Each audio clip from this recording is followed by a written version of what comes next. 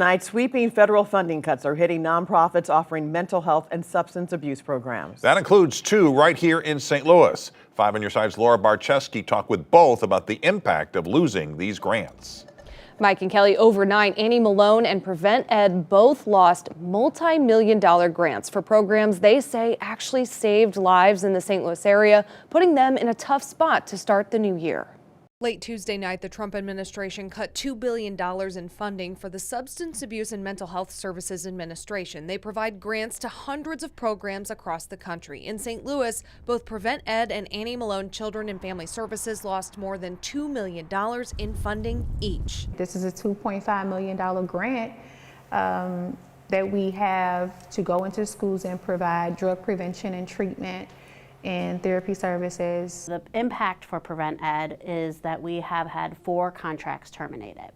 And we know when we're talking about substance use that there's no one magic answer to address this crisis. Annie Malone CEO Keisha Lee says she had to lay off 3 employees and knows their safer drug prevention and treatment program has made a huge difference in people's lives. For one young teen, it saved his life. He had been expelled from school and he came to our program through his DJO. And he was able to connect with our counselors through this program. He came for treatment every evening. We ended up doing really good and got him into Rankin. I mean, no issues.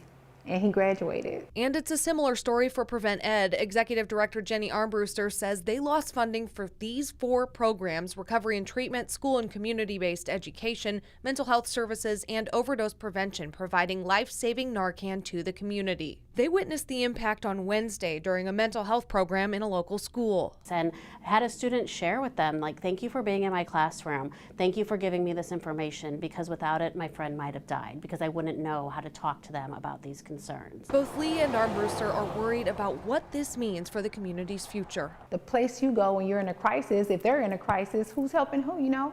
Nobody's helping anyone. So we really need people to, it's time to stand up. And if you think it's not impacting you, like, oh, it don't have nothing to do with me, it's impacting your neighbor. Both organizations say it's important to reach out to your legislators about this issue. They also need funding support to keep these programs going without the grants. And I have both links on ksdk.com.